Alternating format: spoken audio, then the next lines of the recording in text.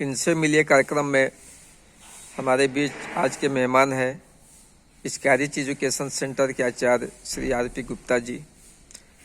यहाँ बाल दिवस के अवसर पर स्कारिच एजुकेशन के छात्र छात्राओं को अमरकंटक आदरणीय प्राचार्य महोदय के सानिध्य में शैक्षणिक भ्रमण कराया गया।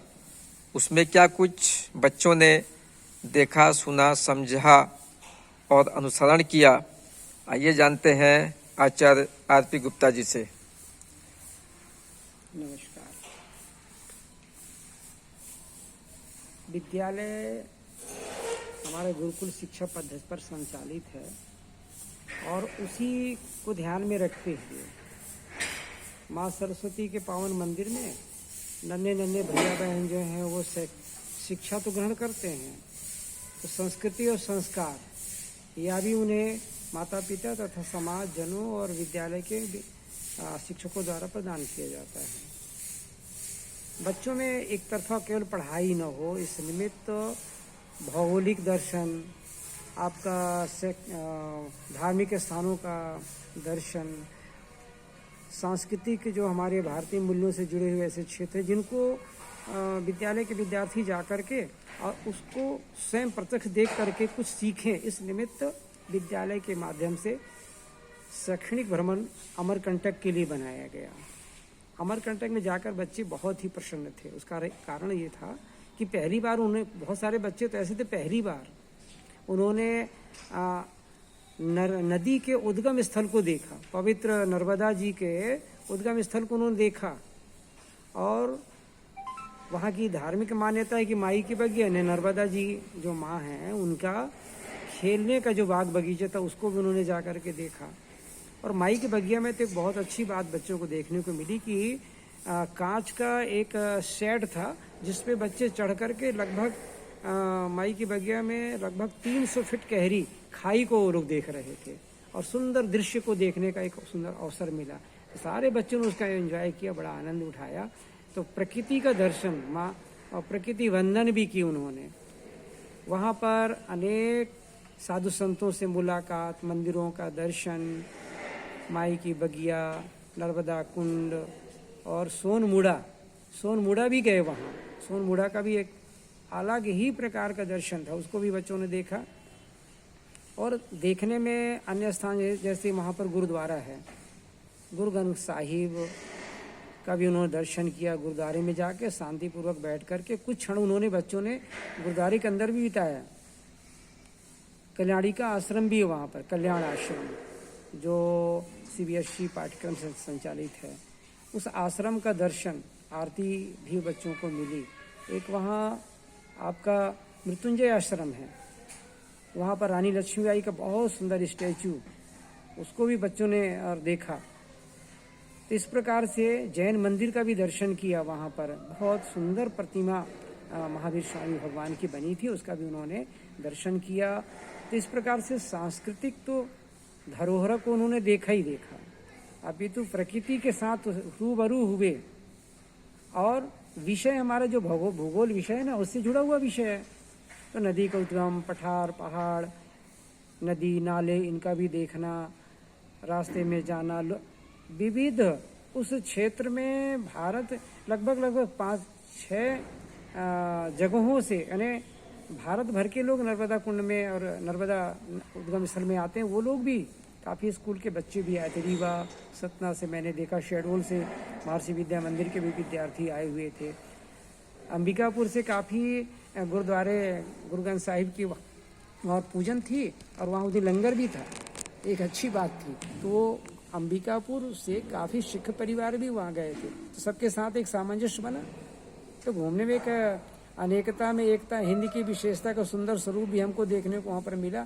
और बच्चों ने बड़ा एंजॉय किया, सारे बच्चों ने एक एक बातों का अवलोकन किया, देखा, समझा और उसके बारे में बड़ी रोचकता से प्रश्न पूछते थे। सुंदर घाट बने थे, बच्चों ने स्नान अच्छे से किया, पूजा पाठ किया और वहाँ पर पिकनिक की व्यवस्था, पार्क में बच्चों ने रुक करके और सारे क्षेत्रों का आनंद उठाते हुए और दिन भर हम लोगों ने बच्चों के साथ में रह करके घूमा और शाम को वापस वहाँ से चले, रात्रि में अपने स्कूल को आ गए।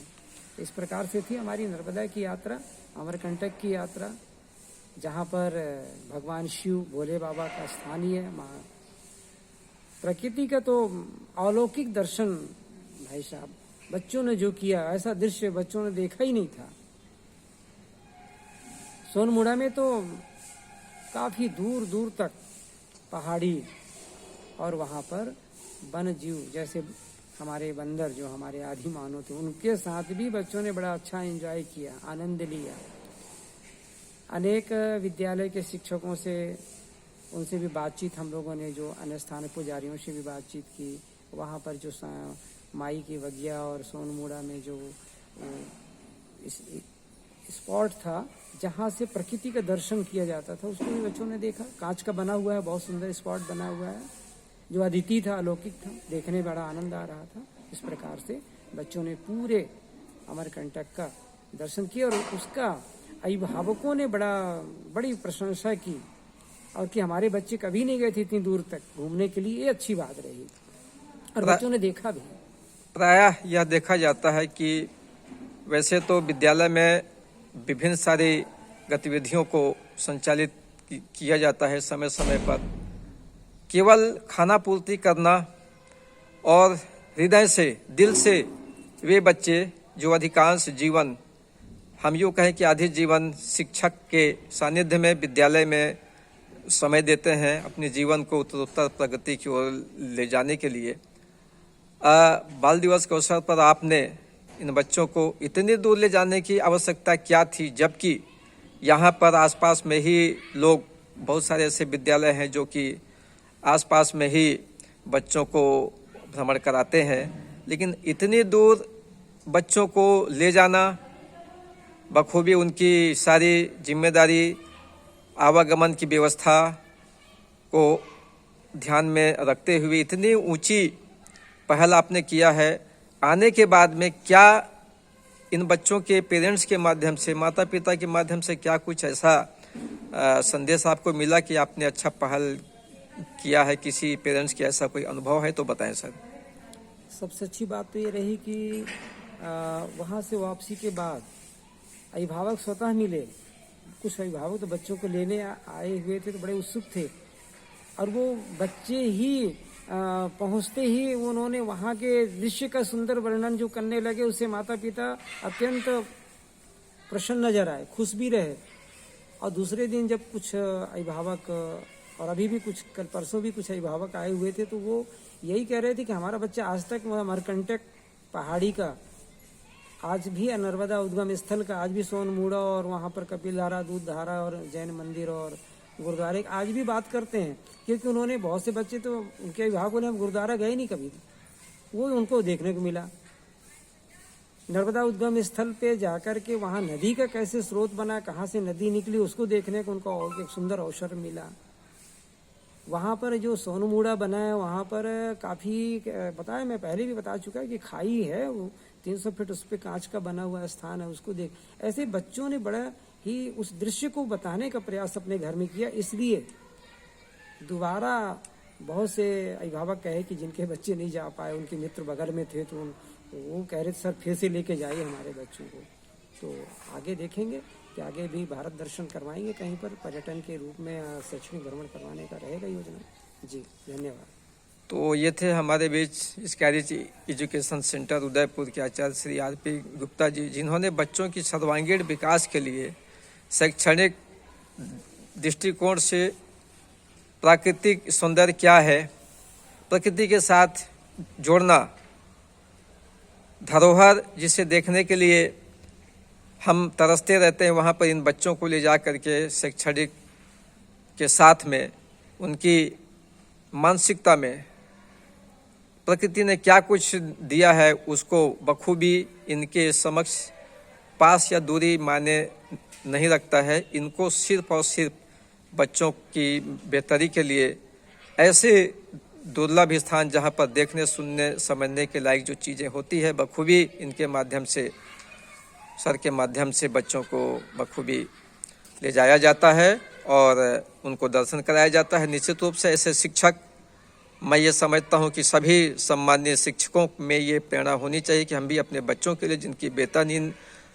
गरीब माता पिता के माध्यम से दिया जाता है, गुरु और शिष्य की परंपरा को बखूबी निर्वहन करते हुए सभी लोग ऐसा कुछ करें, ताकि हमारा देश, हमारे गांव के गरीब तबके के लोग अच्छी शिक्षा अध्ययन कर जीवन में कुछ उन्नति कर सकें।